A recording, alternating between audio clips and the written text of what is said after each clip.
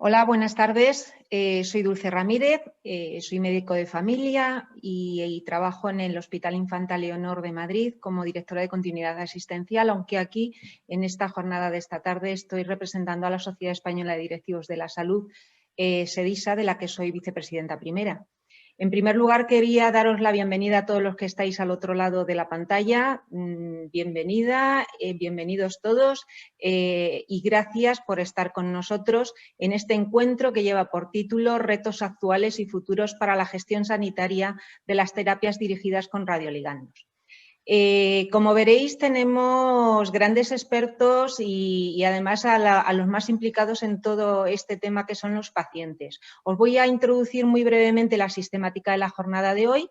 Empezaremos con la bienvenida del presidente de la Sociedad Española de Directivos de la Salud, don José Soto, y luego haremos una pequeña introducción sobre los usos terapéuticos de las terapias con radioligandos, para enseguida presentaros lo que es un pequeño documento consenso que hemos hecho entre varias sociedades científicas que comentaremos y dar paso a la parte central de la tarde, que es la mesa de debate coloquio, con todos los actores que participan en este documento, como son oncólogos, radiólogos, gestores, directivos de la salud, que vamos a estar también presentes.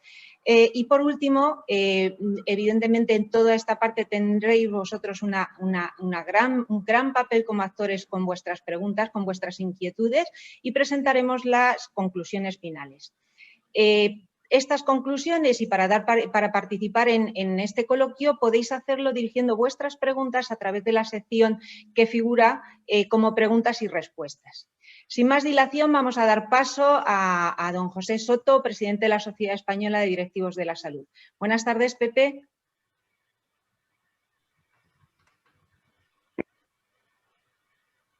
Hola. Hola. Te oímos cuando quieras. Vale. Hola, buenas a todos. Disculpadme porque he tenido algún problema técnico. Sabéis que esta reunión viene de un tema que nos preocupa y que nos ha hecho trabajar durante un tiempo entre todas las sociedades que aquí estamos: Sociedad Española de Medicina Nuclear, NET España, de los pacientes, GENNE y SEDISA.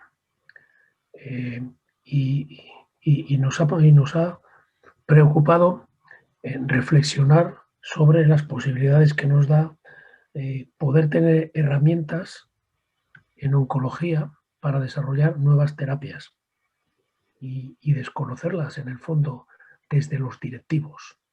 Es decir, en los directivos, pues hemos considerado como un campo en el que no debíamos entrar, porque era un campo de los técnicos, de los médicos. Ni los directivos ni los pacientes. No se nos metía en la cabeza que esto fuese algo en donde nosotros entrásemos, ni en estas terapias ni en muchas otras terapias. Solo entrábamos en aquellas terapias que eran costosas, muy caras, y nos afectaban al presupuesto mucho, y ahí entrábamos a ver cómo nos podíamos escaquear, diríamos, ¿no?, de aplicar estas terapias. En este caso, cuando hemos planteado analizar, hemos visto que sí, que estamos hablando de unas terapias muy efectivas, primero, que han surgido en los últimos años, que son un avance espectacular contra el cáncer y que aparecen en el marco de una revolución constante, que aporta mucho a la supervivencia y a la calidad de vida. Hemos aprendido esto. Y que esto, claro, no nos evita a nosotros, a los directivos, de la necesidad de adaptarnos, de conocerlas a fondo, de planificar su aplicación, y eso, en el momento actual de crisis social, de crisis de salud y de crisis económica, pensamos que este reto es más importante todavía. Cuando nos metemos a fondo vemos que probablemente el el precio, diríamos, es elevado, pero el coste de las terapias no. Porque el coste de las terapias, el precio de las terapias, supone menor necesidad de cuantías a mayor precio. Y supone aplicar terapias en sustitución de otras que también son costosas. Habitualmente las quimioterapias, por ejemplo, son unas terapias de altos precios también. Y sin embargo, si nosotros aplicamos estas nuevas terapias basadas en radioligandos, pues evitamos utilización intensiva, por ejemplo, en muchas ocasiones, de la quimio. Y entonces ya los costes empiezan a ser unos costes asumibles. Unos precios caros, pero unos costes asumibles. Por tanto, ya acabo. En este evento de hoy solamente pretendemos poner en la mesa la realidad de estas terapias nuevas para que entre todos podamos adaptar el sistema a lo más eficientemente posible y lo más eficaz posible a estos nuevos paradigmas en que estamos basando el abordaje a la oncología.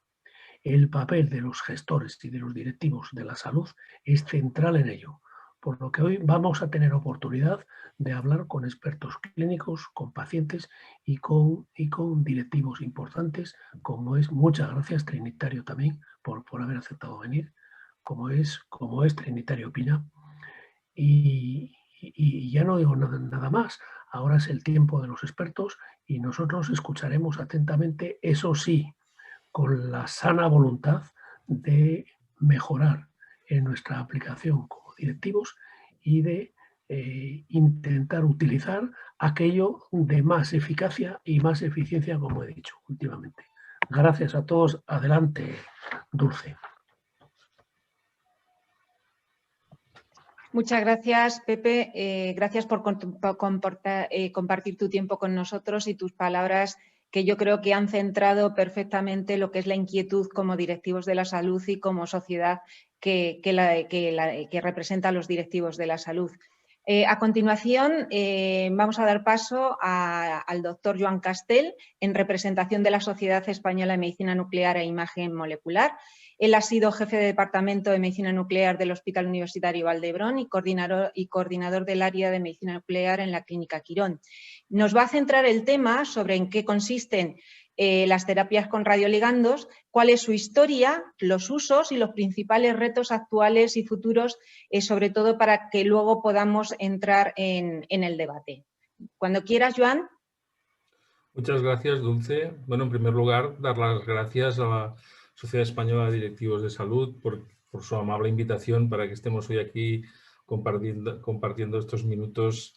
Y voy a aportar, pues como habéis comentado ahora, intentaré hacer un breve resumen en 10 minutos. Primero en 5 intentaré resumir un poco la historia de esta nueva relativamente enfoque terapéutico y después un poco cuáles son las necesidades que se plantean ante el probable crecimiento de este tipo de terapias en nuestro ámbito, ¿no? Podemos compartir unas diapositivas que tenemos aquí en las que trato de resumir como digo, en el menor tiempo posible, pero intentaré ser lo más claro y quizá después si queda algún tema que queréis consultar más podemos hablarlo en el debate.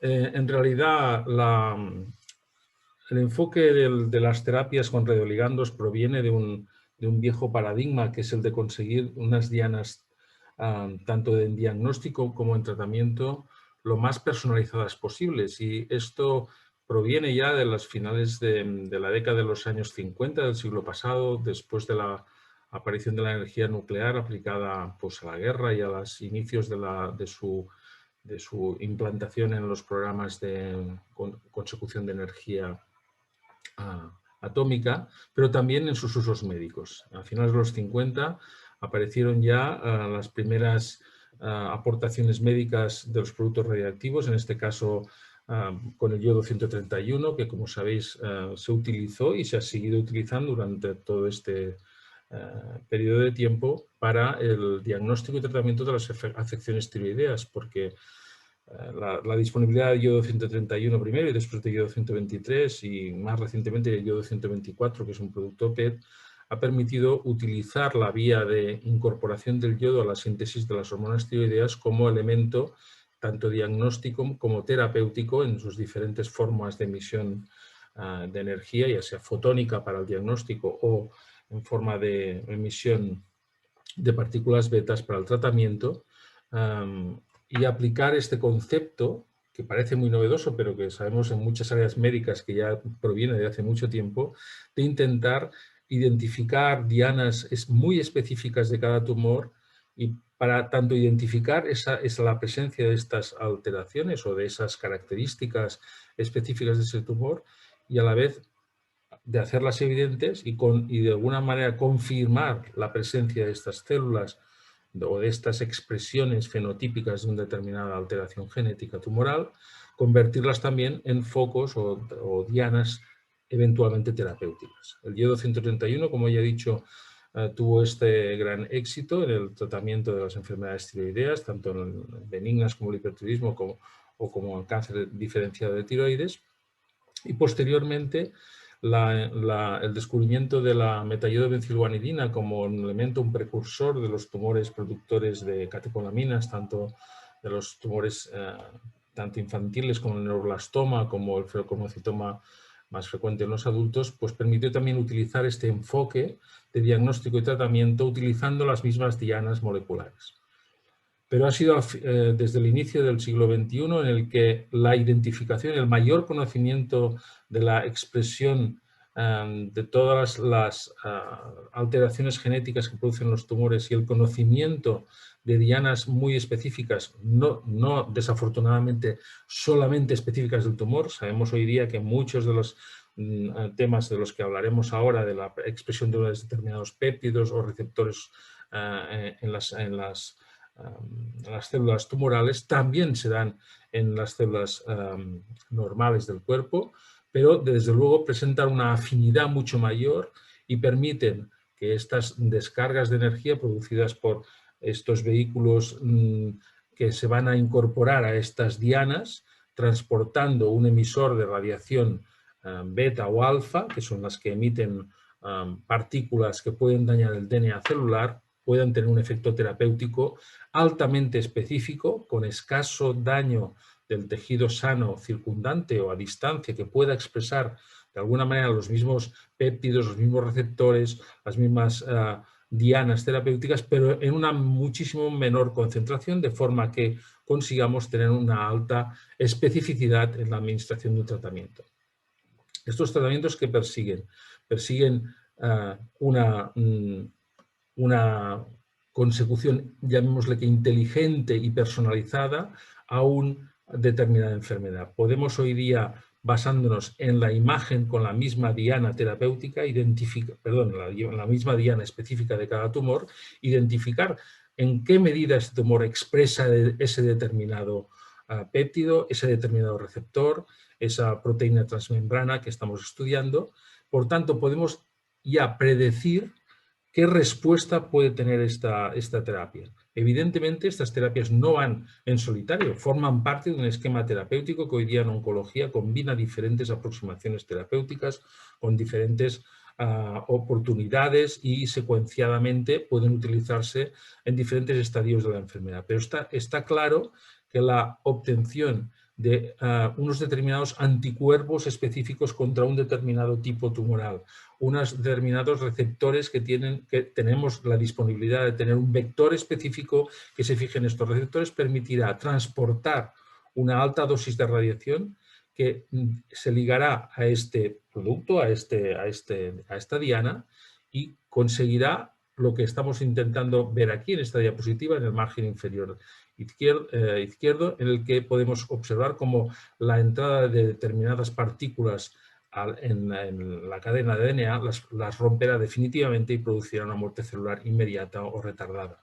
La cuestión es que no se produzca una mutación ni que se produzca una reparación de esta cadena de DNA, sino que se produzca una rotura irreversible. Esta aproximación terapéutica, veis aquí una valoración del impacto que ha tenido la literatura médica en términos de, buscando los términos teragnóstico y teragnósticos, cómo ha incrementado su presencia en las publicaciones en PubMed.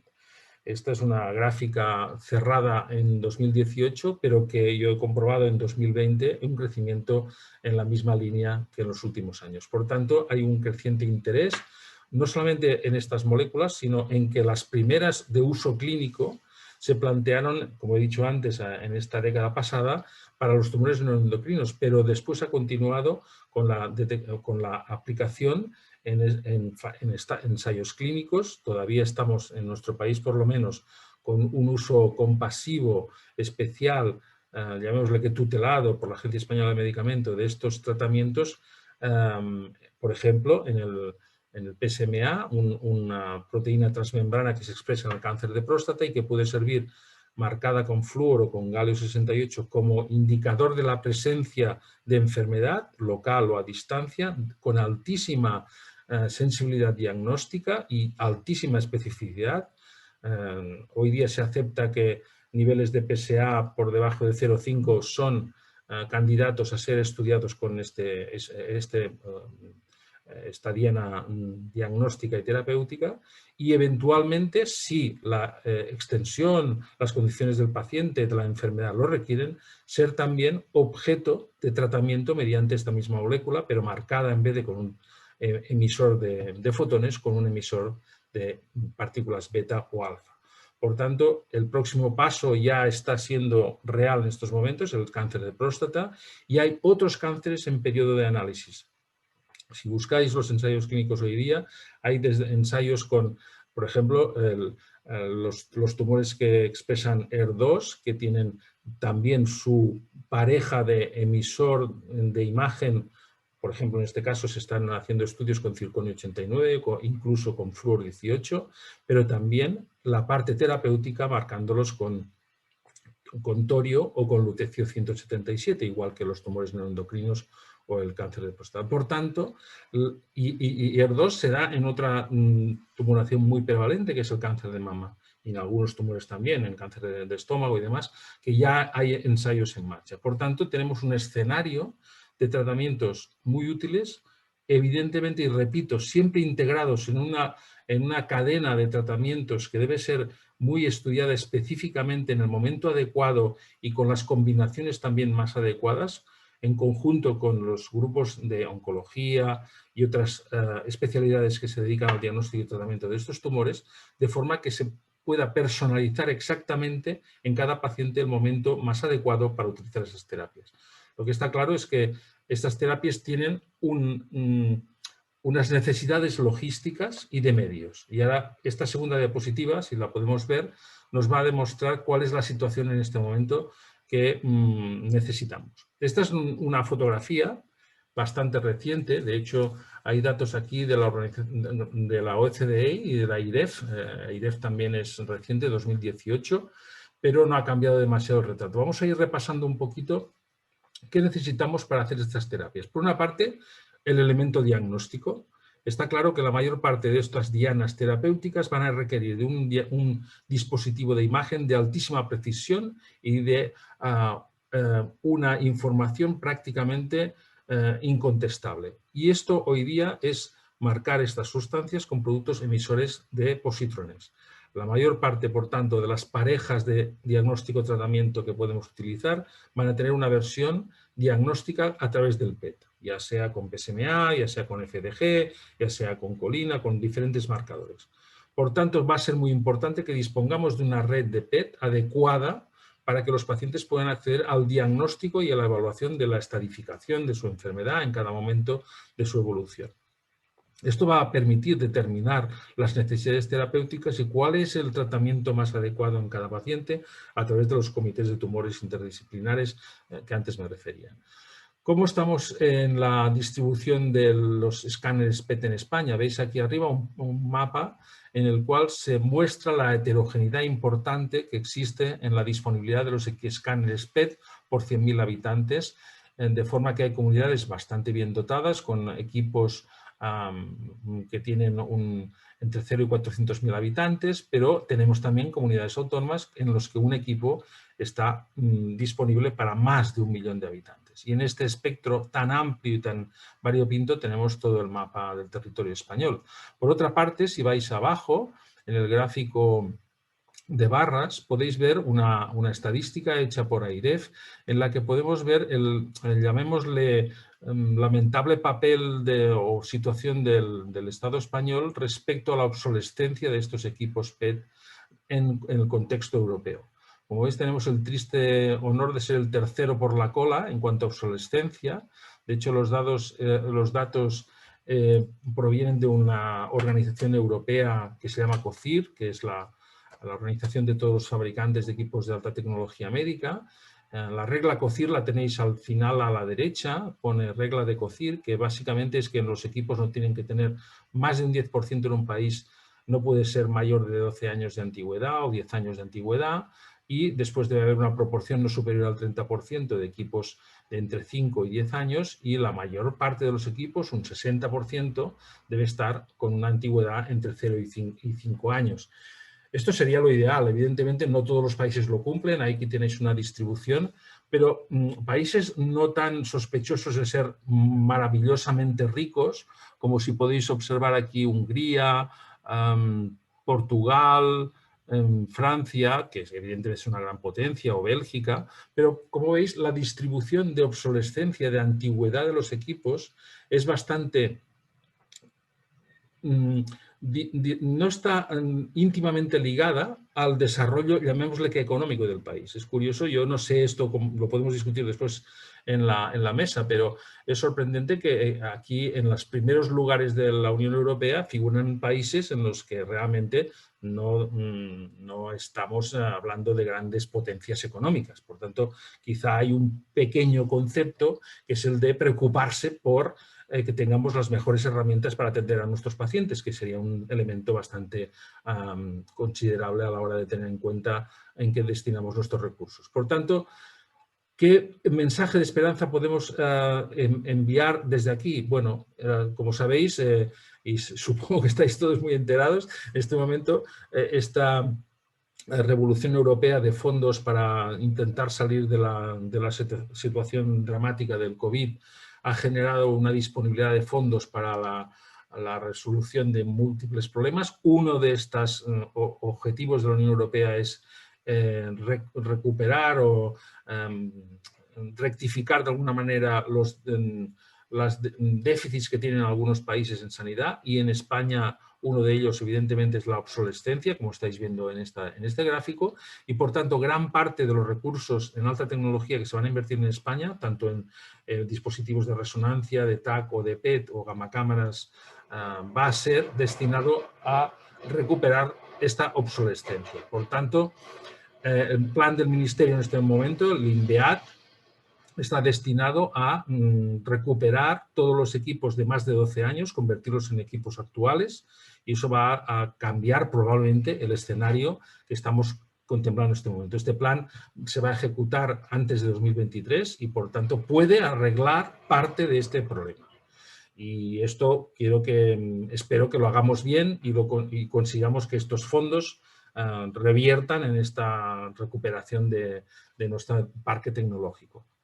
Y la otra pata importantísima que tenemos aquí delante son las salas de tratamiento, porque no hay que olvidar que los pacientes que deban o se consideren candidatos idóneos a este tipo de terapias deben tratarse en instalaciones especiales. Y aquí tenemos otra vez, con datos también bastante recientes, la distribución de las habitaciones de terapia en nuestro país por comunidades autónomas. Veis en el gráfico de la izquierda que también asistimos a una gran heterogeneidad entre comunidades. Hay comunidades que disponen de una habitación por cada 100.000 habitantes, por cada 200.000, pero hay comunidades, muchas de ellas, con habitaciones por más de 600.000 habitantes, algunas de ellas 700.000 habitantes. Por tanto, ¿qué quiere decir? Que la disponibilidad de estas habitaciones es heterogénea, no es equitativa, y además está diseñada, está organizada para cubrir sobre todo el tratamiento del cáncer de tiroides, que era la enfermedad que sí que se había aceptado y que estaba en tratamiento desde hace, como he dicho ya, muchos años atrás, tributaria de este tipo de tratamientos prácticamente en casi todos los casos. Por tanto, la adición de nuevas indicaciones terapéuticas va a ser un grave problema con este parque disponible de habitaciones. Evidentemente, la implantación del tratamiento con lutecio en pacientes con tumores neuroendocrinos ya ha puesto de manifiesto este problema, pero hay que reconocer que los tumores neuroendocrinos son una enfermedad minoritaria en este momento. El gran reto será absorber la posible demanda de terapias en cáncer de próstata o eventualmente en el futuro en cáncer de mama y otros tumores digestivos, por ejemplo, mucho más prevalentes con estas instalaciones. Es evidente que esta red no va a resistir la demanda que pueda ocasionarse en el futuro. Por tanto, los retos que tenemos enfrente son muy claros y finalmente no quiero dejar de citar nunca al propio equipo de profesionales. Los profesionales, no solamente me refiero a los de medicina nuclear, sino todo el hospital, desde los directivos a los otros especialistas, deben entrenarse, deben conocer exactamente las virtudes y defectos de sus tratamientos para asegurar la mayor eficacia en la indicación de estas terapias. Y por tanto, este reto no solamente es tecnológico, no solamente es económico, es de conocimiento. Y esto sí que debe involucrar a todos los profesionales.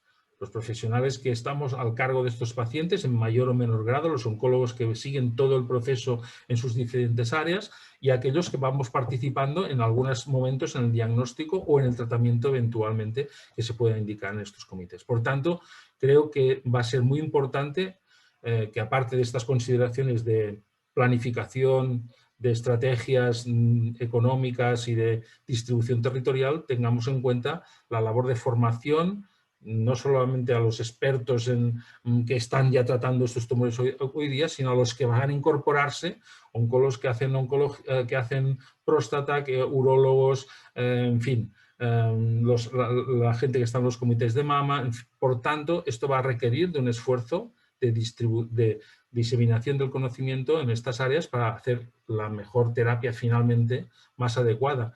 Y no quiero acabar sin citar a los pacientes, porque hoy tenemos la suerte de tener a Blanca aquí con nosotros, que van a tener un papel fundamental en las decisiones tanto de distribución y equidad territorial para el tratamiento de los pacientes como de la formación a los propios profesionales, porque necesitamos formación procedente de los pacientes y también de los propios pacientes, porque está clarísimo que quien más conoce la enfermedad es el propio paciente y las asociaciones de pacientes van a tener un papel clave en la información y formación de los pacientes que van a tener acceso a esas terapias en el futuro.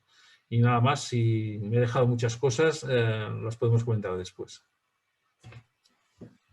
Perfecto, Joan. Sobre todo agradecer que de forma tan concisa nos hayas puesto encima de la mesa las principales claves y los principales retos que tienen las terapias con radioligandos en el tratamiento del cáncer.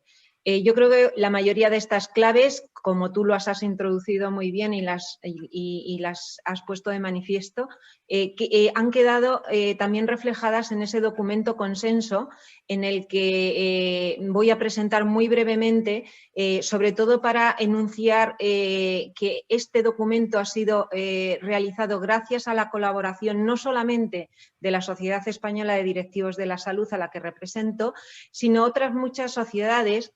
Sociedades de profesionales, entre ellos evidentemente están la sociedad a la que representa Joan, la SEMNIN, la Sociedad Española de Medicina Nuclear e Imagen Molecular, sino también profesionales oncólogos a través de sus sociedades como la SEON, Sociedad Española de Oncología Médica, o GEDNE, el Grupo Español de Tumores Endocrinos y Neuroendocrinos, que también está representada hoy en el debate que vamos a tener posteriormente con Ana Custodio.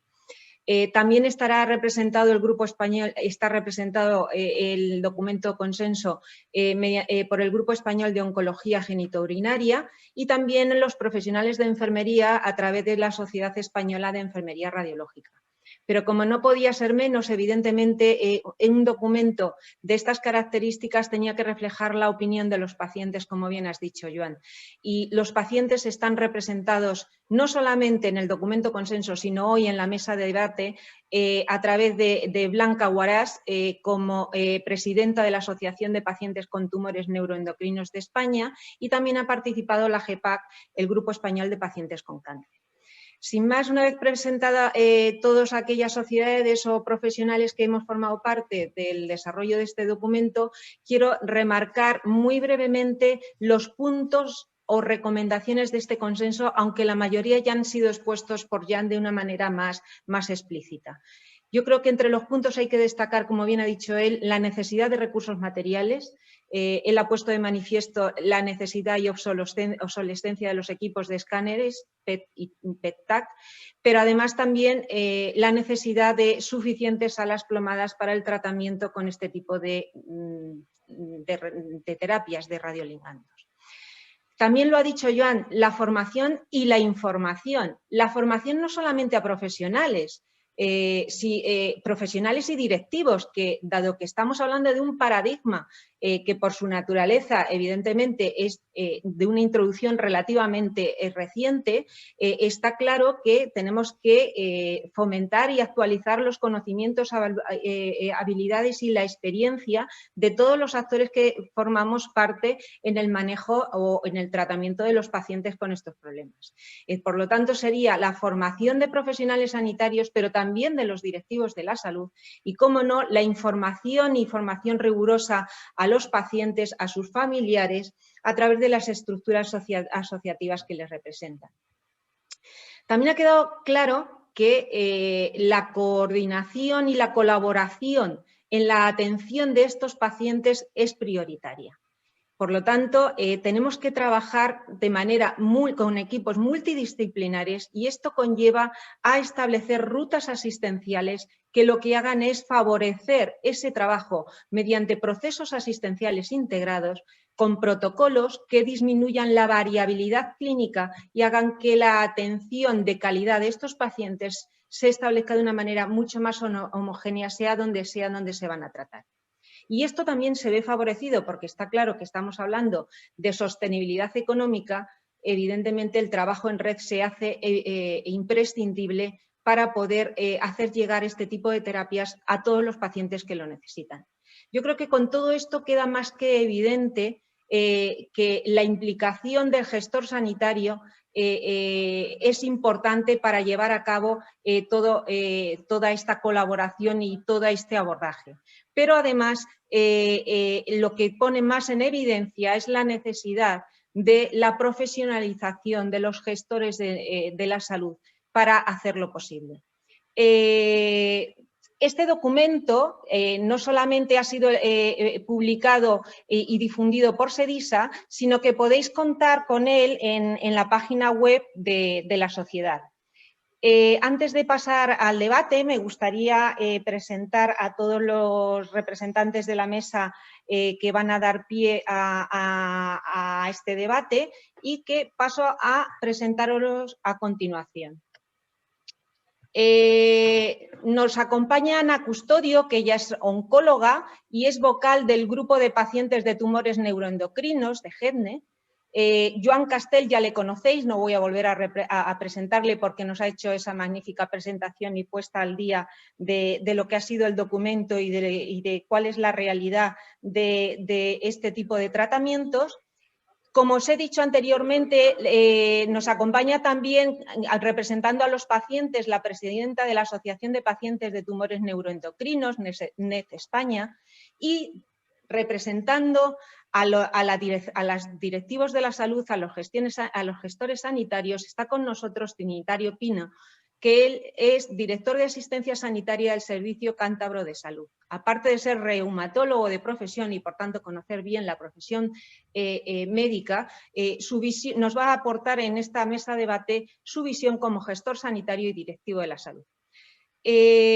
Vamos a dar comienzo a esta mesa. Voy a intentar dirigir una serie de retos o preguntas que os hagan intervenir para poner de manifiesto la visión de cada una de las distintas asociaciones o profesiones que representáis, y sí que me gustaría que la intervención fuera lo más breve posible, entre 3 y 5 minutos, para luego, sobre todo, dar paso a lo que es el coloquio con las preguntas de todos los que nos están escuchando al otro lado de la pantalla y hacer mucho más amena esta mesa de debate. Vamos a empezar, si te parece, Ana, por ti, para que nos des la visión del oncólogo en toda esta exposición, en todo esto, lo que es el abordaje de los pacientes con radioligandos. ¿Qué implica, bajo tu punto de vista, qué implica el uso de este tipo de terapias y qué retos hay dentro del hospital para hacer realidad el acceso a este tipo de terapias? Bueno, buenas tardes a todos. En primer lugar, muchas gracias, Dulce, y bueno, agradecer también la invitación a formar parte de este coloquio en representación del Grupo Español de Tumores Neuroendocrinos y Endocrinos de GENDE, pues a través del cual hemos hecho también difusión del material, del documento de consenso, pues a través de redes sociales y de la página de los socios del grupo. Entonces, bueno, parte de la respuesta a las preguntas que plantea Dulce ya se ha comentado, ¿no? Entonces, bueno, las terapias dirigidas con radioligandos para los oncólogos suponen pues realmente un nuevo paradigma de tratamiento en el campo de los tumores neuroendocrinos, ya solo por el propio concepto de teragnosis y de terapia dirigida, personalizada, al utilizar ligandos que se unen a los receptores de somatostatina de las células tumorales, que van marcados con isótopos radiactivos y que tienen utilidad tanto para el diagnóstico de las lesiones como para el posterior tratamiento, y también pues, por las claras ventajas diagnósticas del PET con galio, por ejemplo, respecto a la gamografía con indio o el papel de la terapia con radionúclidos. En el ámbito de los tumores neuroendocrinos, como digo, el tratamiento con lutecio 177 supone un avance muy importante al ser una alternativa de tratamiento pues, con resultados muy prometedores, tanto en lo que respecta pues, a todos los parámetros de eficacia, tasa de respuesta, supervivencia libre de progresión, los datos más recientes de supervivencia global, buena tolerancia, beneficio clínico para los pacientes, mejoría importante de varios aspectos de la calidad de vida, en un contexto en el que las opciones de tratamiento disponibles son limitadas, sobre todo pues, en el caso de los tumores de origen intestinal. El estudio NETER-1 es el único estudio fase 3 randomizado hasta la fecha que demuestra beneficio del lutecio, en el que se incluyen, como digo, tumores de origen intestinal bien diferenciados, grado 1 y grado 2, aunque sí que es cierto que en tumores de otros orígenes, pancreáticos, bronquiales o en neoplasias grado 3, el nivel de evidencia es inferior en el sentido pues, de que no procede de estudios fase 3, sino de estudios retrospectivos, algunos de ellos pues, de centros de referencia con gran experiencia en el tratamiento con terapia con radionúclidos en estos tumores, incluyendo un número elevado de pacientes o estudios retrospectivos fase 1 y 2. Y en base a estos datos, fundamentalmente pues, en base a los datos de la serie de Rotterdam, la aprobación de lutecio, de hecho, por parte de agencias reguladoras es para tumores neuroendocrinos no solo intestinales, sino gastroenteropancreáticos, avanzados, bien diferenciados, con expresión de receptores de somatostatina puesta de evidencia mediante un PET con galio o, bueno, clásicamente con un OstroScan, y que hayan progresado a un tratamiento previo con análogos de somatostatina a dosis estándar. Afortunadamente, en la actualidad se está investigando muy activamente en este campo y hay estudios fase 2 randomizados o fase 3 con lutecio en curso, tanto en tumores de origen pancreático, el estudio COMPETE, el estudio Pluradum, como pulmonar, como también un campo muy interesante, las neoplasias endocrinas, neuroendocrinas grado 3, por ejemplo, el estudio análogo al NETER-1, el estudio NETER-2, por lo que pronto, afortunadamente, pues tendremos evidencia de máximo nivel procedente de estudios randomizados, fase 2, fase 3, del papel del tratamiento con lutecio en este contexto. Y como ha comentado el doctor Castell, pues en el ámbito de los tumores prostáticos, muchísimo más prevalentes que los tumores neuroendocrinos. Muy recientemente, hace apenas unos días, en el Congreso de la Sociedad Americana de Oncología Médica, en ASCO de junio del 2021, Se han presentado los datos del estudio Vision, que se trata de un estudio fase 3 en el que se emplea tratamiento con lutecio 177 PSMA, que es un agente que de forma análoga a lo que se hace en tumores neuroendocrinos libera radiación beta en las células prostáticas que expresan el antígeno de membrana prostático específico determinado pues, por PET con galio 68 en este estudio.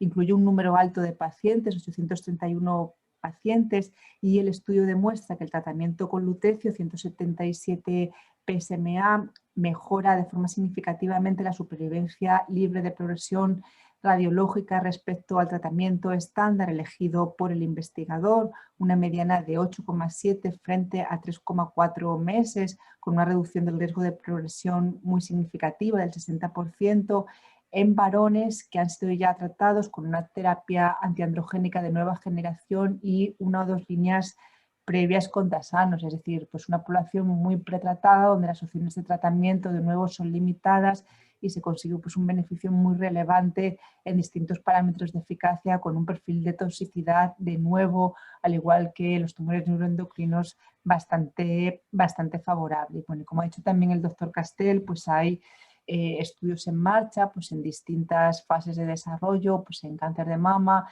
y en otros tumores más prevalentes, por lo que efectivamente tenemos que tener pues, el sistema preparado para acoger estas nuevas indicaciones para dar cabida pues, al número creciente de pacientes.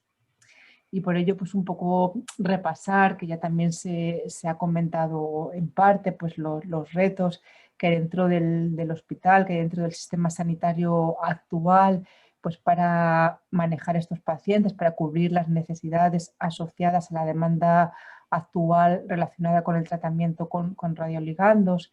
Entonces, bueno, aunque sí que es cierto que estas terapias vienen utilizándose ya desde hace varios años en el ámbito de los tumores endocrinos, su uso ha sido limitado, pero progresivamente creciente, pues a medida que se va avanzando en la investigación y teniendo pues también en cuenta pues estos resultados prometedores del estudio Vision en cáncer de próstata y los posibles resultados prometedores de los estudios que están en marcha, pues es vital tener en consideración, tener en cuenta pues un componente de planificación de recursos de manera que se garanticen pues la disponibilidad de recursos materiales y humanos específicos y adecuados pues, a las necesidades actuales, ¿no? Como ya ha comentado el doctor Castell, pues es necesario determinar cuáles son las necesidades no cubiertas para estos tratamientos, planificar las infraestructuras, las salas plomadas de tratamiento, los equipos PET y PEC-TAC, las unidades de radiofarmacia que sean accesibles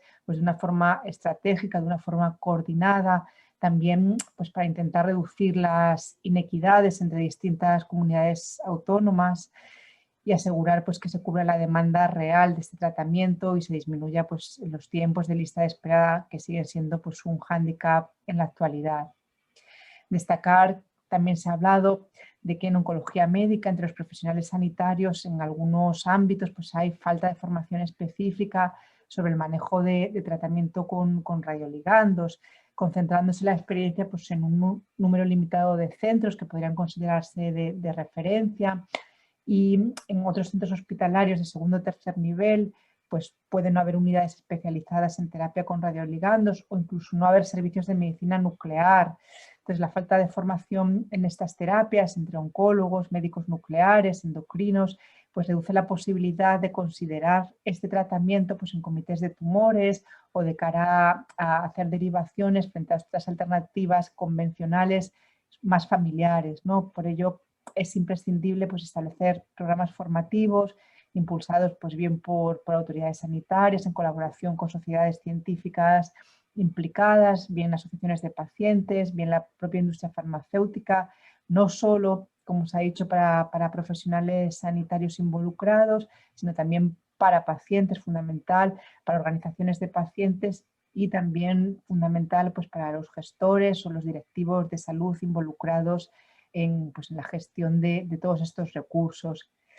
Y finalmente señalar la necesidad, también se ha comentado, de establecer pues, rutas, protocolos asistenciales eficientes, multidisciplinares, considerando todas las especialidades implicadas en el manejo de los pacientes según el tipo de tumor que se trate, pues endocrinos, urólogos, oncólogos, especialidades implicadas en el diagnóstico, que funcionen de manera coordinada, de manera sistematizada, establecer mecanismos de asistencia en red entre hospitales de distintos niveles, de forma que se impulsen, que se agilicen las derivaciones de los pacientes, tanto dentro de la misma provincia, de la misma comunidad autónoma, como entre provincias y comunidades, pues de manera efectiva, de manera rápida, garantizar la participación de especialistas de medicina nuclear y de radiodiagnóstico en los comités de tumores, establecer, homogeneizar protocolos claros de cuándo derivar, de cuándo está indicado el tratamiento con radioligandos y establecer pues, estándares de práctica clínica para el uso de este tratamiento. Entonces, bueno, pues así en resumen, planificación de recursos materiales, de recursos no materiales, pues programas formativos, involucrando también la figura del médico de atención primaria, pues resultaría indispensable para que podamos trabajar desde el punto de vista de oncología junto con otras especialidades implicadas para garantizar el pleno acceso a estas terapias sin desaprovechar pues, las oportunidades de bueno, pues mejorar poco a poco los resultados y la calidad de vida de los pacientes, que al final es el fin último de los tratamientos. Nada. Muchas gracias, Ana. Bueno, yo creo que ha quedado bastante claro los puntos de vista y los retos desde el punto de vista de los radiólogos, de los oncólogos, de los clínicos. Blanca, desde el punto de vista de los pacientes y como representante del Grupo NET España, de todo lo que se ha expuesto y de lo que no se ha expuesto, porque yo espero que tú nos des otra visión totalmente diferente a la de los clínicos o la de los radiólogos, ¿qué retos, qué necesidades tenéis los pacientes que tenéis necesidad de la utilización de este grupo de tratamientos con radioligandos? Muchas gracias, Dulce. Bueno, nuestra visión tampoco difiere mucho de la que han presentado previamente los doctores. El doctor Joan Castell nos ha hecho una magnífica presentación de en qué consiste la terapia con radioligandos, cuáles son las necesidades, la evidencia científica ha quedado clara. Quiero agradeceros enormemente que nos hayáis invitado a la Sociedad Española de Directivos de la Salud, que nos hayáis invitado como pacientes. Los pacientes con tumor neuroendocrino somos pioneros en el beneficio clínico de la terapia con radioligandos y nuestra experiencia seguro que puede ayudar a mejorar la planificación y la calidad asistencial al paciente en España. En nuestro caso, como bien han comentado antes, estamos ante una patología de baja incidencia en la que la medicina nuclear y la teragnosis ha supuesto un cambio muy importante en el diagnóstico y tratamiento de los pacientes con tumor neuroendocrino.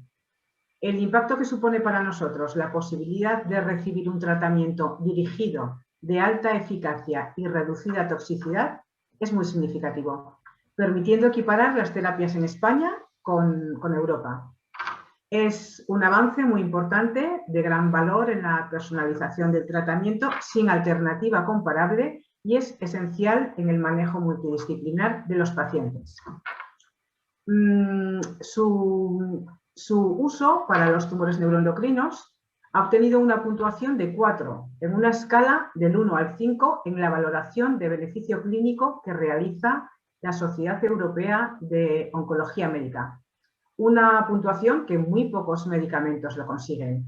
Es una terapia con excelentes resultados clínicos, ya lo han comentado los doctores, lo sabemos nosotros de primera mano, en términos de supervivencia y de calidad de vida. Y con una muy buena relación coste-efectividad. También lo ha adelantado el doctor Soto al comienzo, ya que gracias a sus beneficios se reducen otros gastos sanitarios de los pacientes tratados con radioligandos, como pueden ser urgencias, ingresos innecesarios o bueno, cualquier otra atención. Otros tipos de tratamientos igualmente caros, ¿no? Creo que esto es importante destacarlo aquí esta tarde. Hoy en día nuestros científicos agrupados en GECNE, el Grupo Español de Tumores Neuroendocrinos, son referente mundial en la investigación de los tumores neuroendocrinos. No lo ha dicho la doctora Ana Custodio, pero lo digo yo. Pacientes españoles hemos participado en los ensayos clínicos que han llevado a la aprobación en 2017 de la terapia con radioligandos. Ha destacado la doctora Custodio el estudio NETHER-1, también participamos en el estudio Erasmus previamente, gracias al esfuerzo y compromiso de todos nuestros científicos. Y toda esta labor investigadora que ellos comenzaron debemos consolidarla a través de una planificación ordenada y una organización asistencial sin barreras, que optimice el uso de la terapia con radioligandos en beneficio de todos, con mayúsculas, los pacientes.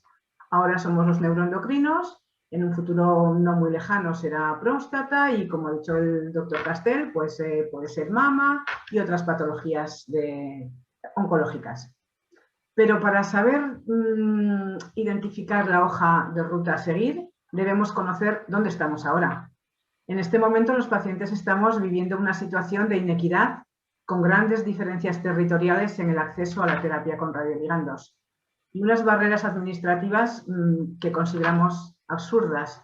Barreras administrativas entre comunidades autónomas e incluso dentro de una misma comunidad autónoma, que generalmente está relacionado con la dificultad de acceso a equipos multidisciplinares expertos en tumores neuroendocrinos. ¿Todo esto en qué se traduce? Bueno, pues en retrasos en el acceso a las terapias con radioligandos y con un impacto negativo en las personas afectadas, pacientes, familiares, no solo a nivel clínico, sino también a nivel emocional y también económico. Dicho todo esto, ¿cuáles son los retos por los que me preguntabas, Dulce, qué tenemos por delante? Yo destacaría, primero, necesitamos equipos médicos multidisciplinares expertos que puedan seleccionar a los pacientes candidatos al beneficio de esta terapia y saber integrarla en la secuenciación terapéutica en cada caso clínico. Es el punto de partida y es clave, muy importante. Segundo, debemos permeabilizar en toda la geografía española infraestructuras materiales, equipos técnicos, pero siempre de la mano del personal sanitario asistencial cualificado. Estas dos siempre deben ir de la mano para facilitar el acceso a la terapia con radioligandos con garantías y que todos los pacientes tengamos las mismas oportunidades. Tercero, creo que debemos de poner todo nuestro esfuerzo en favorecer y crear redes de trabajo para poder diseñar rutas asistenciales o canalizaciones de pacientes, pero sobre todo efectivas y ágiles. El tiempo es muy importante para los pacientes. Y yo destacaría también algo que habéis comentado así un poco de paso, y es el tema de la información. Es fundamental la información al paciente, una información rigurosa, y sobre todo cuando hablamos de medicina nuclear. Y es preciso unificar protocolos en las terapias en cuanto a administración, seguimiento, combinación con otros fármacos en los casos requeridos, porque es necesario potenciar la confianza no solo en la terapia de radioligandos, sino también en los equipos asistenciales. Y nosotros, como asociación de pacientes, creo que en este último punto tenemos una gran responsabilidad, porque nosotros nos hemos creado para ayudar, para sumar, y nuestra labor educacional es fundamental, labor educacional en los pacientes es fundamental para nuestra mejor calidad de vida, nuestra confianza en los equipos, que es muy importante. Lo dejo aquí porque seguramente que tenemos más temas que luego podremos comentar.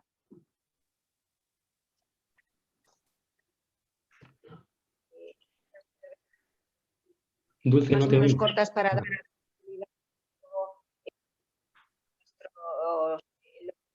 escuchando pues, Dulce, no se te oye bien. No sé si los demás te oyen. Yo no te oigo bien. No. No se te oye, ¿verdad? No.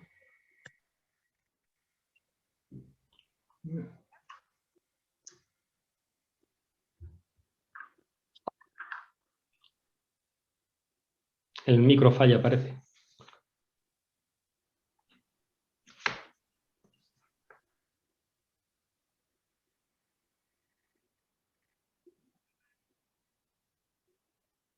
No te oímos, Dulce.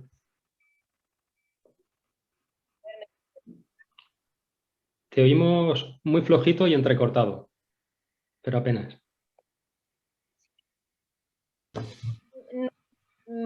Ahora no.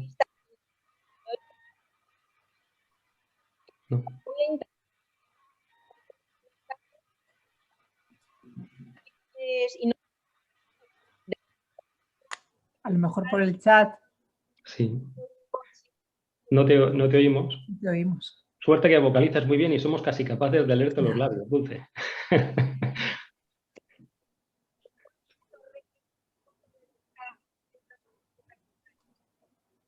¿Quieres? Intento conectarme De nuevo, te intentas conectar de nuevo. Perfecto. Si quieres... Muy bien. ¿Comento yo? Sí. Voy hablando yo. Perfecto. Bueno, pues yo... Gracias, Dulce. Yo, pues, dar las buenas tardes a todos y agradeceros, como no puede ser de otra manera, esta invitación. Y, bueno, para mí es un placer estar con vosotros esta tarde, compartir esta tarde pues, con los compañeros de mesa y con los asistentes. Y desde luego, pues el que me hayáis invitado para poder expresar aquí, compartir con todos vosotros mi opinión acerca de este tema tan interesante. Entonces, pues lo primero que me gustaría decir, ¿por qué este tema es interesante? Pues para mí es muy interesante empezando porque es un fármaco que sabemos todos que la oncología solo nos trae novedades, y la terapia con radioligandos es una novedad relativamente antigua. Porque revisando un poquito todo este tema y demás, pues esto empezó hace 30 años. La primera terapia con radioligandos, y me corregirá el doctor Castel y la doctora Custodio si me equivoco, fue en el año 92 en el Centro Médico Erasmo de Rotterdam, ¿no? Y a partir de ahí empezaron con indio, luego se incorporó el lutecio, llevamos 30 años utilizando estas terapias, pero benditos ensayos clínicos que nos ponen de manifiesto para pues, lo útiles que son estas terapias, y de repente nos encontramos pues, con una novedad relativamente antigua y una alegría en el fondo. ¿Cómo vemos los gestores estas innovaciones terapéuticas eficaces en los pacientes con cáncer? Pues lo vemos y lo valoramos como una alegría, porque en el fondo es a lo que nos dedicamos. Nos dedicamos a intentar proporcionar, a mejorar la enfermedad, a proporcionar salud a nuestros pacientes, y ese es el objetivo que nosotros tenemos. Entonces, estas innovaciones, en contra de lo que pueda padecer, se valoran siempre pues, como una alegría. Y una alegría, pues una mejoría tan espectacular como lo que proporciona este tipo de tratamientos, pues es fabuloso. Pero esto no es una situación nueva, ¿no? La incorporación de esta innovación no es una situación nueva.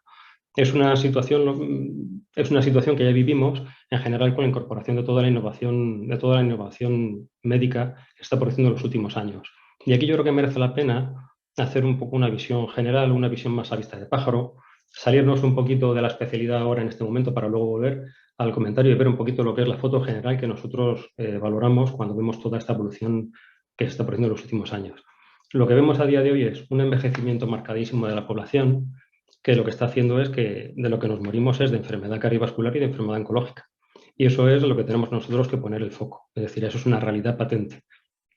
Y eso va unido a una innovación tremenda a nivel tanto tecnológica, que hace que seamos capaces de diagnosticar muchísimo más de lo que diagnosticábamos y mucho mejor, y una innovación terapéutica, que hace que seamos capaces de tratar mucho mejor lo que tratábamos. Toda esta entrada, toda esta innovación, muchas veces hay que plantearse, sobre todo a futuro, si es compatible con la sostenibilidad, que es lo que está hoy día encima de la mesa. Es decir, una población cada vez más envejecida, con unas opciones diagnósticas y de tratamiento muchísimo mayores, infinitamente mayores que lo que había anteriormente. Y no solo eso, sino que a nivel oncológico, si nos centramos en la oncología, pues todo lo que viene de novedad en un futuro realmente cercano, como son la inmunoterapia, ¿verdad? Que va a cambiar totalmente el paradigma de la enfermedad oncológica. Entonces, todo esto supone un estrés para el sistema público, que tiene que intentar dar entrada a toda esta innovación, que debemos dar entrada a toda esta innovación, porque hay que hacerlo. No podemos, si no, perderíamos el sentido como servicio público. Debemos intentar que entre esta innovación, pero a la vez que el sistema sea capaz de aguantarlo. Tenemos que ver cómo hacemos para la sostenibilidad. Y esto ya llevamos tiempo haciéndolo y se ha hecho de muchísimas maneras. El tema concreto de la terapia con radioligandos se une la complejidad de la innovación del fármaco, es decir, tenemos toda la complejidad de esa innovación que tienen los fármacos, más aparte de todo lo que se ha comentado con anterioridad, es decir, la necesidad de una renovación tecnológica que hace falta y que se ha puesto en manifiesto para poder aplicar este tratamiento, con lo cual tiene ese hándicap de la renovación tecnológica. Antes el doctor Castel ha comentado el plan INVEA. el plan INVEST lo que contempla es aproximadamente una inversión de unos 800 millones de euros. Algo más de 500 millones de esos 800, algo más de 500, van a renovación del parque tecnológico antiguo. Eso ya nos va a suponer en nuestro país probablemente bueno, pues una renovación de todos estos equipos antiguos que tenemos de medicina nuclear que nos hace falta renovar, y luego casi 300 millones van a ir destinados incluso a ampliación, con lo cual se van a poder beneficiar muchos hospitales y a incorporar tecnología que no tienen. Probablemente aún así vamos a ganar mucho, pero probablemente nos quedemos todavía cortos y hace falta todavía más. Esto nos va a permitir acercarnos un poquito al estándar europeo, o por lo menos cumplirlo, pero viendo un poquito lo que va a ser a futuro esta terapia con radioligandos, probablemente nos quedemos un poquito cortos. Esperemos que no, pero ya veremos. Es una cosa que tenemos que ver. Y luego los resultados de estos fármacos son espectaculares. Es decir, lo que habéis comentado, yo también he seguido recientemente todas las novedades un poquito del ASCO, de la Asociación del Congreso de la Sociedad Americana de Oncología Clínica, y efectivamente el principal inconveniente que tenemos no es la terapia de los tumores neuroendocrinos, es que a día de hoy vamos a entrar a tratar enfermedades mucho más prevalentes como el cáncer de próstata, y eso pues supone, pues probablemente para empezar, es posible una renegociación de precios, porque pocos tratamientos muy caros no los podemos permitir. Muchísimos tratamientos muy caros, queramos o no, el sistema no se los puede permitir. Entonces aquí entran las diferentes estrategias de que disponemos a nivel gestor para entrar a la negociación y decir, pues estos fármacos tienen que entrar por un sistema a lo mejor de negociación de precios, ya sea por acuerdos de riesgo compartido, resultados en salud. Habría que ver un poquito a futuro cómo se plantea. La realidad es una. El abordaje de estas situaciones que nos vamos a encontrar, ya que es una realidad actualmente, o empezamos a actuar a día de hoy ya para garantizar esa sostenibilidad, o cuando llegue toda esta innovación que va a seguir entrando, no vamos a ser capaces de digerirla y vamos a tener un problema omisión en el Sistema Nacional de Salud, y no va a ser sostenible. Entonces yo siempre suelo decir que el abordaje de este problema tiene dos vertientes. Los gestores, porque esto parece que es un problema de gestor, y no es un problema de gestor. El gestor no puede dar solución a este problema si no cuenta con la colaboración y conocimiento de esta realidad por parte de los clínicos y la corresponsabilidad en abordar la incorporación de toda esta innovación, así como el conocimiento de todos los pacientes, que tratamos, que como me ha dicho Blanca, tienen que ser pacientes informados y ser conscientes de esta realidad. Es decir, incorporar toda esta innovación es una responsabilidad de todos, no es una cosa de gestor. Es decir, tenemos que empezar a concienciarnos que si no ponemos todos de nuestra parte en garantizar que nuestro Sistema Nacional de Salud, que es un ejemplo a seguir, hay que mantenerlo siguiendo unas estrategias muy concretas para dar paso a esta innovación, no será sostenible y se nos acabará hundiendo. Entonces, además de eso también merece la pena decir que también, si hablamos de economía pura y dura, este tipo de terapias, hay ya varios estudios farmacoeconómicos de varios países en relación a terapia con radioligandos en los tumores neuroendocrinos. Concretamente, creo recordar que está Suecia, Noruega, Escocia, Francia, han publicado varios estudios en los que, comparando este tratamiento con las terapias habituales, sobre todo los análogos de la somatostatina, pues sale comparativamente con ellos, la terapia tradicional es una opción coste efectiva, ¿de acuerdo? Y coste eficiente, es decir, que es adecuado y es, compararía con las alternativas, pues es más rentable. Por eso tenemos que apostar por ello.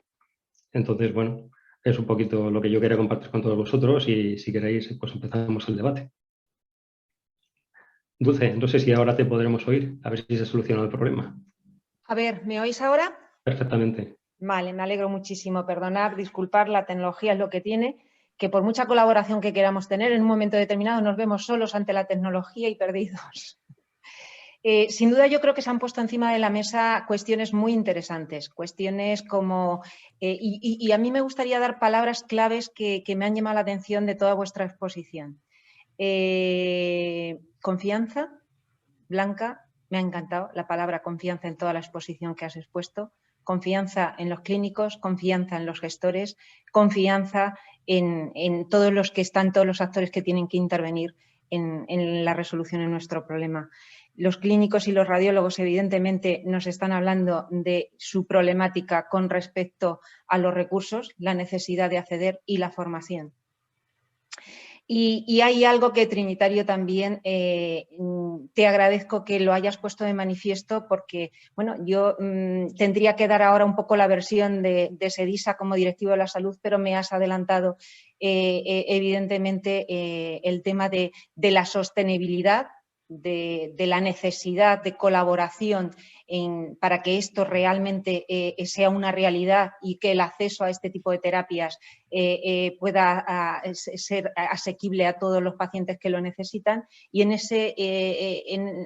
dentro de ese argumento has puesto también encima de la mesa pues ese compromiso que también se debe poner a la otra parte, ¿no? a las compañías y a la industria, ¿no?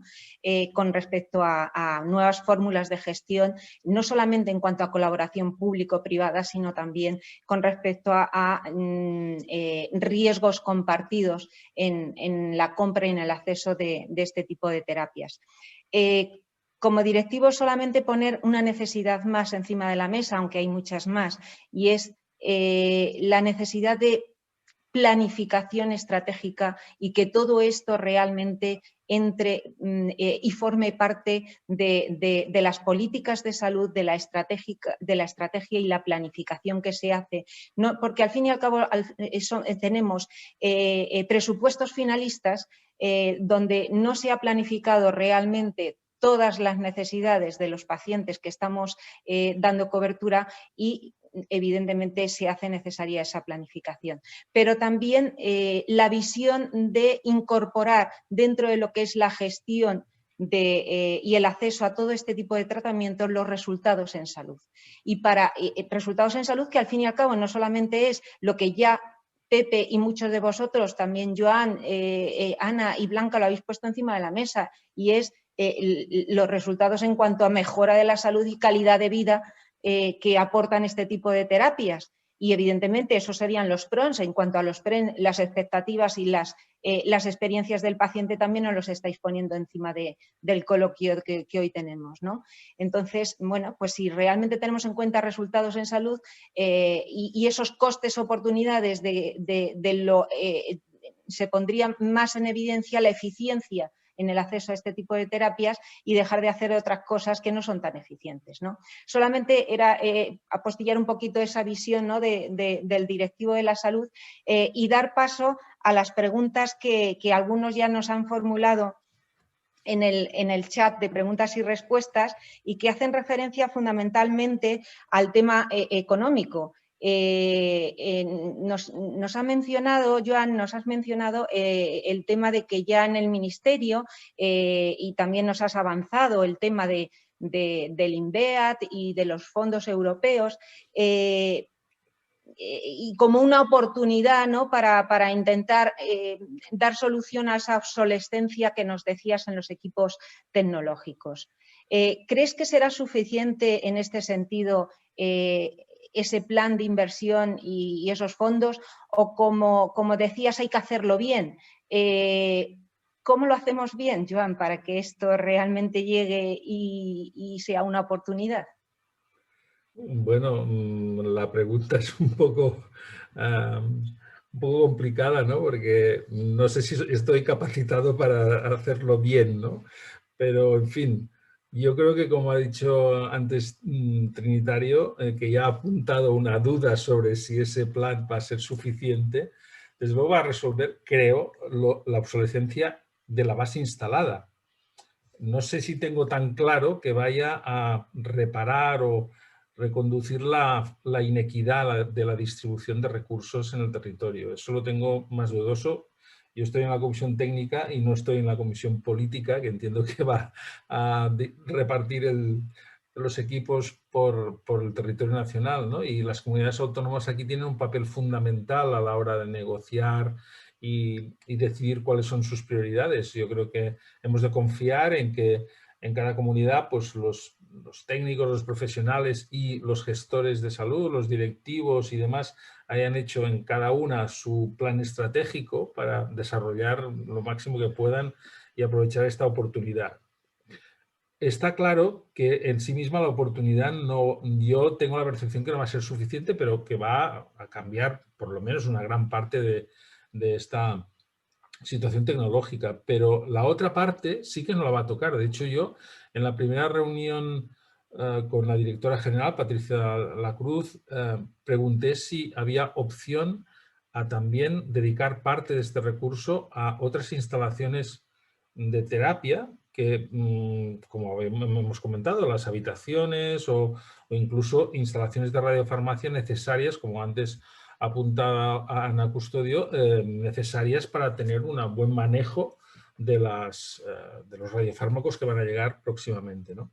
Y me dijo taxativamente que no, que el propio plan está destinado solamente a la reparación o bueno, al arreglo de la situación tecnológica en equipos de imagen, pero bueno, de imagen y de radioterapia, pero no en instalaciones de tratamiento con administración de este tipo de fármacos. Por tanto, eso se abrió la puerta en esta reunión a un planteamiento también en otro ámbito, en otro plan de posiblemente paralelo a este, pero ese plan no, por lo menos yo no he tenido noticia de que se haya planteado y no sé si podría encajarse en algún otro tema de mejora económica. Yo creo que también está claro que las comunidades han de hacer una apuesta por este tema. Yo creo que todas las instituciones y administraciones deben colaborar y probablemente algunas quizá aporten una parte de esta mejora y otras otra parte, de forma que sea sinérgico, que podamos con la colaboración de todos mejorar los diferentes aspectos necesarios para esta parte. También antes ya se ha comentado en la parte formativa, la parte de inclusión de más profesionales en el conocimiento adecuado. Y una cosa que tú has comentado antes y que Blanca también insiste mucho en sus intervenciones, que es la creación de rutas adecuadas de tratamiento, de esta permeabilidad, que me ha gustado mucho la palabra, entre las comunidades, porque sé que hay centros de gran excelencia asistencial que tienen mucha experiencia ya ahora acumulada por razones diversas, muchas veces hasta coyunturales, ¿no? Y que pueden ejercer de centros de una red que antes comentaba Ana Custodio, de difusión de estas terapias, y de que centros quizá no tan expertos pueden acceder a ellos de una forma permeable entre estos centros, ¿no? Incluso entre la asistencia primaria, cuando el paciente ya no requiere un tratamiento en forma de ingreso o demás, ¿no? Por tanto, yo creo que hay mucho trabajo a hacer, no solamente la parte económica, que sí que está claro que hay que hacer habitaciones de terapia, eso es evidente. No sé dónde ni cómo vamos a sacar el recurso, pero las otras partes quizás no son tan dramáticamente dependientes del dinero, sino simplemente de organizarse.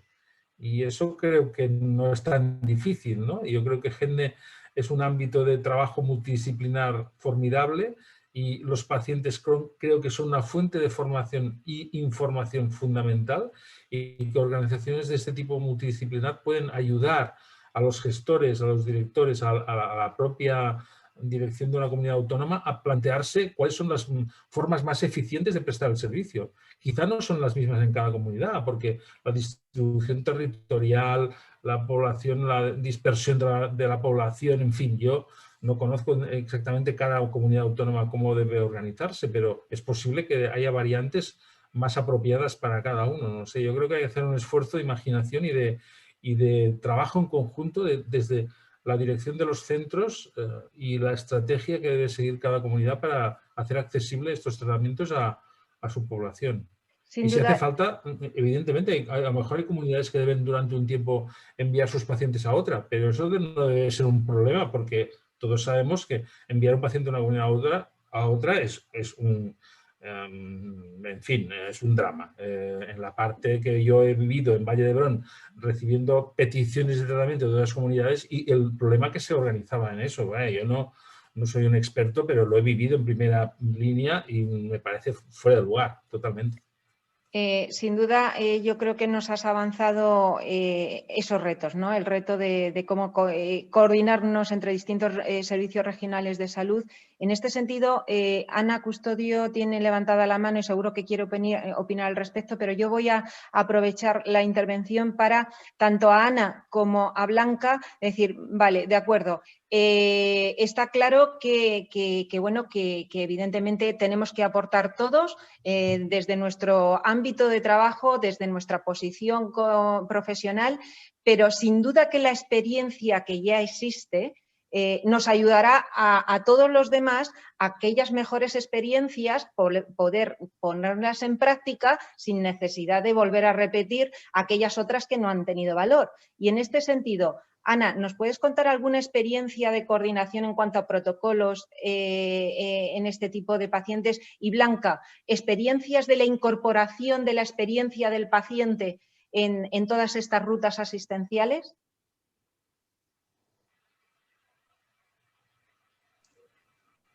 Empiezo yo. Sí, nada, un poco lo que quería comentar antes de que hicieras la pregunta, Dulce, bueno, es un poco insistir en el concepto que ya habéis comentado, bueno, pues tanto Trinitario como Blanca, y es la necesidad de planificar desde ya, o sea, de adelantarse a la generalización o al aumento de las indicaciones de este tratamiento. Ya a día de hoy, pues a medida que está aumentando el número de pacientes solo con tumores neuroendocrinos o endocrinos en los que se indican las terapias con radionuclidos, pues estamos teniendo problemas reales pues de demora de las pruebas diagnósticas, de demora de inicio de los tratamientos, que a veces no tienen una repercusión relevante pues por la biología de los tumores, pero en otras ocasiones sí que la tienen o pueden tenerla, pues entonces desde el punto de vista pues de disminución de la eficacia, de empeoramiento clínico del paciente, de partir de una situación más desfavorable. Entonces,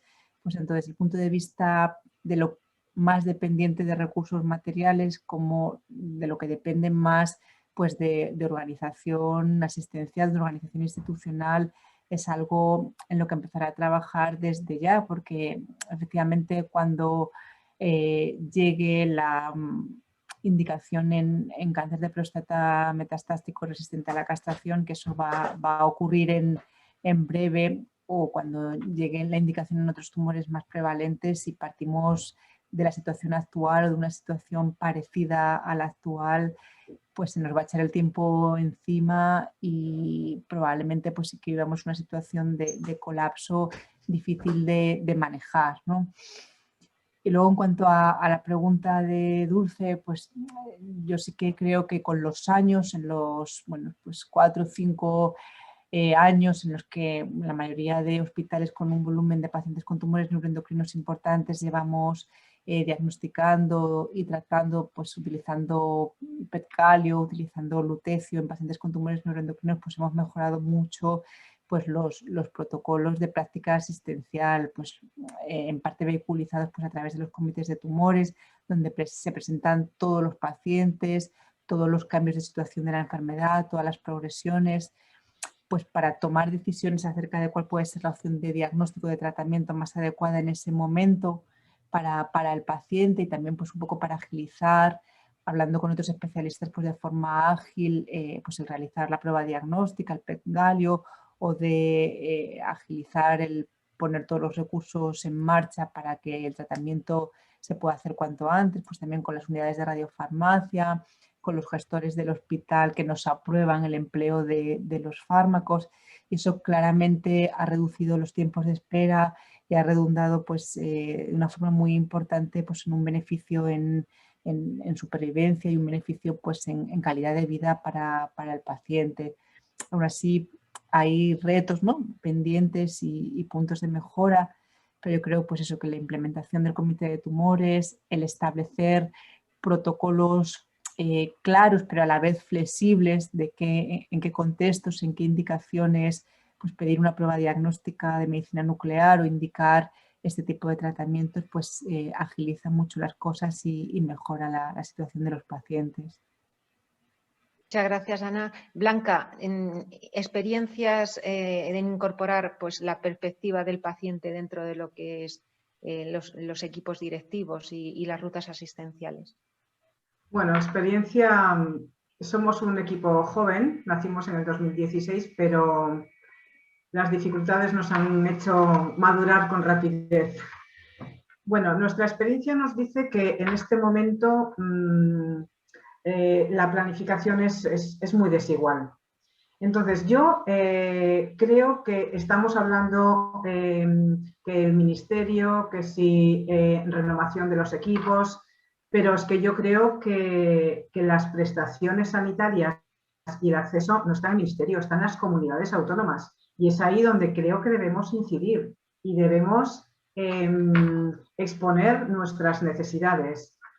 Hoy en día hay unas comunidades mucho más avanzadas que otras, con más recursos, materiales, tecnológicos, humanos, pero hoy en día hay ciertos auténticos desiertos. O sea, hay comunidades que habría que partir de cero. Los pacientes, los pacientes de unas comunidades nos tenemos que cambiar de comunidad para poder acceder incluso a un comité de tumores que pueda valorar tu opción terapéutica óptima.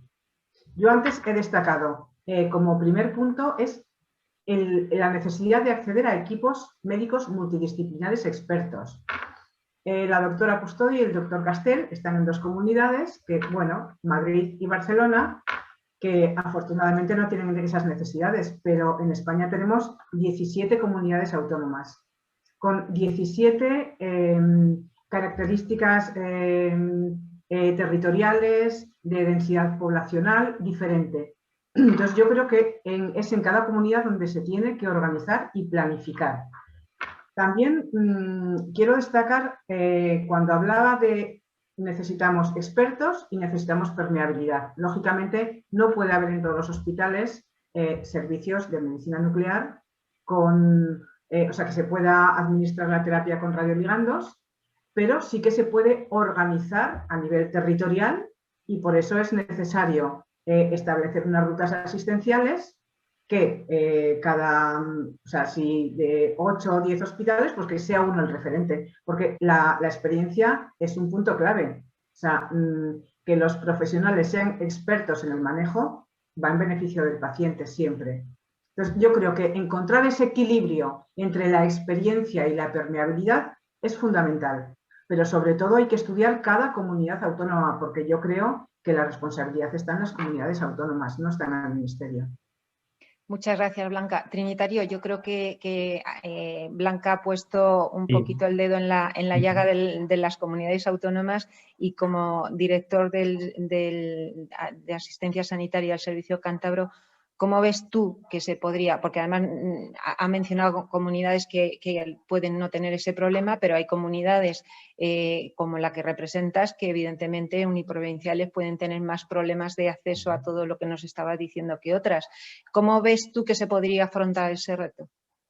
Bueno, yo ahí no coincido exactamente con Blanca completamente. Yo ahí lo que veo es un reto como este, que va a ser un reto tremendo, tanto asistencial, primero asistencial, luego económico, y que es nacional, porque es evidente que no estamos preparados para lo que viene, a día de hoy no lo estamos. Probablemente sí se echa de menos un plan por parte del Ministerio de abordaje geográfico y de distribución geográfica de la tecnología y de la asistencia, ¿de acuerdo? Ya, en mi opinión, creo que ya vamos tarde, ya llegamos tarde, y probablemente si el Ministerio no realiza ese plan o no reúne a todas las comunidades para hacer una distribución de los recursos razonable y que permita suplir todos esos problemas que comentaba Blanca y que se han puesto de manifiesto en la mesa, si el Ministerio no hace esa labor, nos tocará a las comunidades, a cada una, hacer nuestra planificación local o regional de cómo se aborda esto.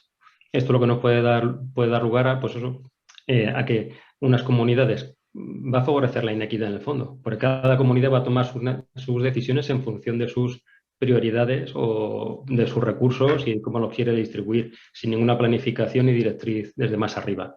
Y nos podemos encontrar con eso, pues que como el panorama que tenemos a día de hoy, unas comunidades tienen unos recursos muy potentes a nivel de medicina nuclear y tienen muy bien cubierto todo esto en todo su territorio, y otras comunidades pues han decidido que ese recurso, pues que no tienen que dedicar sus presupuestos a esos recursos y no lo tienen así de desarrollado. Entonces, si queremos evitar esa inequidad, siempre debe haber un principio rector a nivel de todo el territorio nacional. Yo creo que ese principio rector que creo que se tiende a perder, creo que hay que recuperarlo. Si no hay una directriz por parte del Ministerio, dejamos a cada comunidad que tome sus decisiones. Y eso, pues es bueno o no. ¿De acuerdo? Entonces, en mi opinión, creo que debe haber un principio rector desde arriba. Si no lo hay, pues cada comunidad que haga, pues tendrá que tomar sus decisiones para organizarlo. Y luego, claro, hay comunidades pequeñas y más grandes. Madrid y Barcelona. Madrid y Barcelona, por ejemplo, tienen muy bien centralizado todo lo que es la radiofarmacia y eso permite pues, la obtención a muy buen precio de los radioligandos probablemente y de todo lo que necesitan y un acceso muy bueno. Las comunidades más pequeñas no tenemos esa, aunque Cantabria está, hay que decirlo, razonablemente bien a nivel de medicina nuclear, pero hay otras comunidades que están bastante regular, ¿no? Y no tienen ese acceso. Entonces, el abordaje ya no es solo que digamos necesitamos un fármaco que cuesta 12.000 euros cada dosis. No, no es eso. Es que aquí hace falta una infraestructura que pasa, como bien se ha dicho antes, si queremos monitorización y seguimiento de los pacientes, necesitamos dotar de PET tags y además necesitamos radiofarmacias, necesitamos probablemente generadores de galio 68, que no son baratos. Si luego queremos aplicar localmente el tratamiento en el hospital que decidamos, van a hacer falta, como me ha dicho el doctor Castell, unas necesidades estructurales en el propio servicio de medicina nuclear. Y luego, si yo, como intuyo después de haber leído sobre este tema y haberme informado, da la sensación de que el médico de medicina nuclear sigue un poquito de cerca la estela del médico radioterapeuta. Y al final, pues vamos a acabar, pues como hacen ellos, haciendo una planificación de un tratamiento. Probablemente lo que comentaban antes. Va a hacer falta una formación de los médicos de medicina nuclear, una formación porque llegará, es decir, diremos, ¿cuál es la dosis ideal que debe recibir este paciente? Y habrá que hacer la dosimetría y lo que estamos haciendo con los pacientes para que sea pues, la mejor dosis para ese paciente.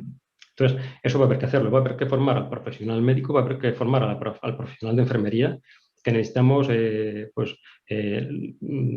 consigan la licencia de operador de instalaciones nucleares, ¿no? Que es una formación más avanzada que la de operador de instalaciones radiológicas convencionales, con lo cual es una planificación muy grande a nivel de todo el territorio nacional y en un periodo de tiempo muy pequeño.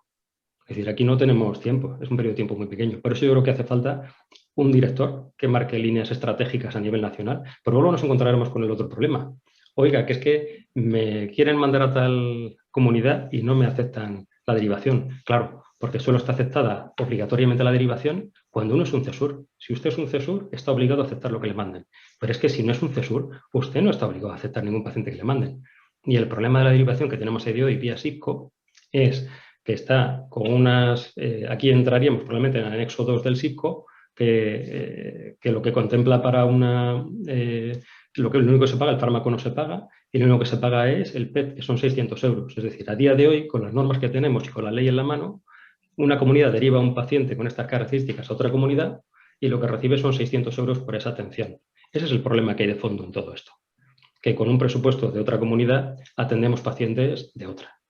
Y eso es un problema y un límite. Entonces, tenemos que resolver también, si queremos hacer una planificación a nivel del ministerio, pues probablemente en la orden de precios, cuando aplicamos ICO, habrá que decir al ministerio, haga usted un plan nacional y además establezca qué precios reales va usted a aplicar en la derivación de pacientes entre comunidades para que no surjan estos problemas de que una persona se encuentra aunque no la aceptan cuando quiere para tratarse. Entonces es un poquito ese problema. Son muchas cosas más de fondo las que hay detrás de todo esto, no es tan fácil. Entonces, son muchas cosas, no es fácil y el tiempo además se nos ha echado encima. Yo sé que Blanca quiere comentar algo. La verdad es que el coloquio está siendo muy interesante. Tenemos preguntas que vamos a tener que dejar sin responder porque desde luego el interés que se ha creado es importante en tanto que no solamente no han huido nuestros interlocutores, sino que hay más que al principio. Blanca, si quieres comentar algo, solo un minuto porque vamos a intentar hacer las conclusiones finales. Sí, no, yo solamente quería comentar una cosita muy breve a Trinitario. Yo no creo que sea cuestión de comunidades autónomas grandes o pequeñas. Yo creo que es cuestión de concienciación y de cómo repartan sus recursos las comunidades. Precisamente Cantabria estáis muy bien. Tenéis un buen comité de tumores neuroendocrinos, tenéis un buen servicio de medicina nuclear y los pacientes estamos muy bien atendidos. No es cuestión de tamaño, pero sí que es cierto, cuando habláis de derivaciones, quiero que quede muy claro, las derivaciones hay muy poquitas, es el paciente el que pelea, el que solicita, el que llama a 8 puertas y con suerte, después de no sé cuántos meses, hay una puerta que se le abre. Detrás hay mucho sufrimiento y detrás hay un tiempo que ha pasado. O sea, esas derivaciones, todo parece como, bueno, te voy a derivar. No, es que nadie deriva a ningún sitio, es el paciente el que se tiene que mover, porque nosotros como asociación de pacientes, yo diría que el 80% de los pacientes que contactan con nosotros tienen este problema. Oye, ¿a dónde acudo? ¿A dónde voy? Esta barrera es inmensa. A eso me refería. O sea, no es cuestión de que sea grande, pequeña. Yo creo que es una planificación estratégica, pero mientras la comunidad autónoma no sea consciente de ello, hoy en día hay comunidades autónomas muy restrictivas a la hora de incorporar en sus servicios de prestación, por ejemplo, los radioligandos. Hay comunidades autónomas que no lo tienen, en su prestación asistencial. ¿Y por qué? Si está aprobado, si está comercializado, ¿por qué? Entonces tienen que intentar saltar la verja, ¿no? Y esa verja es muy difícil de saltarla. Muy difícil. Trinitario, creo que quieres responder y terminamos con una frase de cada uno nada más. Venga. Así es. En Cantabria, por ejemplo, uno de los problemas que detectamos es eso, la variabilidad de la práctica clínica. En Cantabria hemos creado el sistema de oncología en red que pretende eliminar esa barrera y que haya equidad. Hay que tener en cuenta que igual no es el mismo tratamiento que recibe un paciente oncológico en un comarcal donde un solo oncólogo tiene que manejar toda la terapia oncológica que un hospital de tercer nivel en el que hay un oncólogo para cada patología oncológica. ¿De acuerdo? Entonces, eso es una diferencia. Nosotros hemos intentado eliminar eso estableciendo el sistema de oncología en red por una orden publicada en BOC en 2019 y hemos creado unos comités en la que los oncólogos, radioterapeutas, médicos de medicina nuclear, todos los profesionales de anatomía patológica, todos los profesionales implicados en el tratamiento del cáncer se conectan por videoconferencia una vez a la semana por comités específicos de tumores y consensúan los tratamientos de todos los pacientes que atienden. Entonces, eso da la accesibilidad, da igual que uno viva en una ciudad la más alejada del hospital de referencia.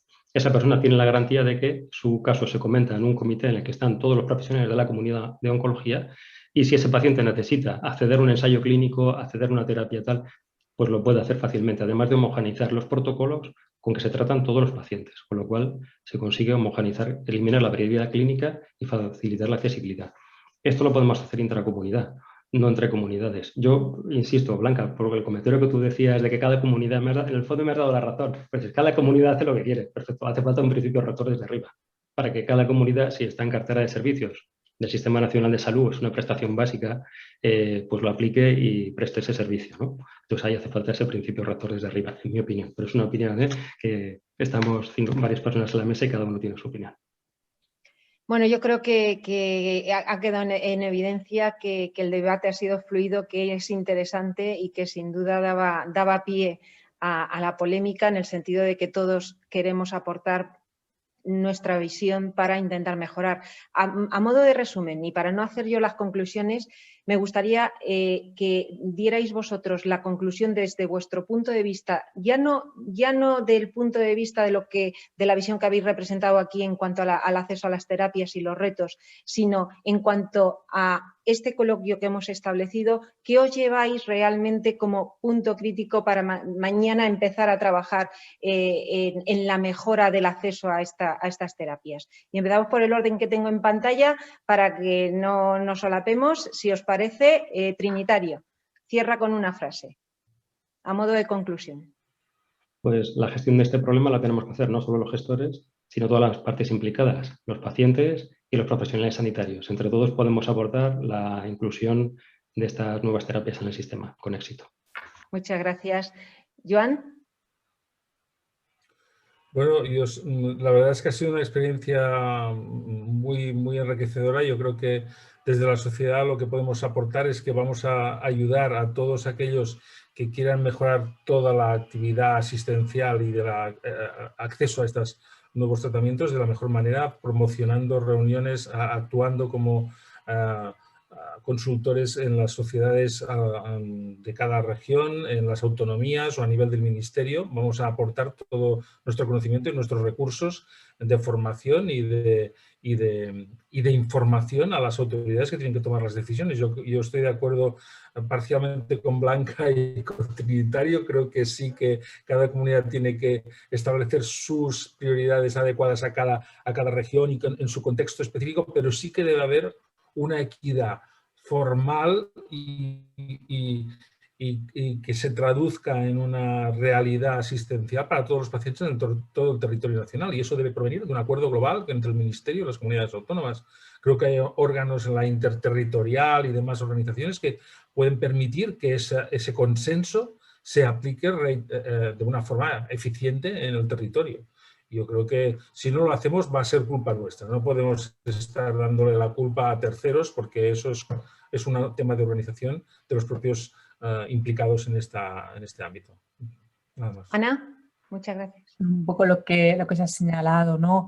Que insistir en que el tratamiento con radioligandos pues, supone un avance pues, inestimable en el diagnóstico, en la terapia de los tumores endocrinos a día de hoy y a futuro pues, en otro tipo de tumores, pero que a su vez supone pues, un gran reto para el Sistema Nacional de Salud que nos obliga pues, a optimizar los recursos disponibles, a promover actividades formativas, a establecer rutas asistenciales multidisciplinarias y que en ese campo, pues, aparte de los gestores sanitarios, los clínicos, tanto a nivel individual como desde el punto de vista de los grupos cooperativos, tenemos un papel clave, como comenta el doctor Castell, y también pues, señalar el compromiso de GEDNE en pues, difundir todos estos mensajes y hacer todo lo que esté a nuestro alcance, tanto desde el punto de vista pues, de organización, de gestión, de promoción de actividades y de actividades pues, un poco también formativas pues, para intentar conseguir estos objetivos.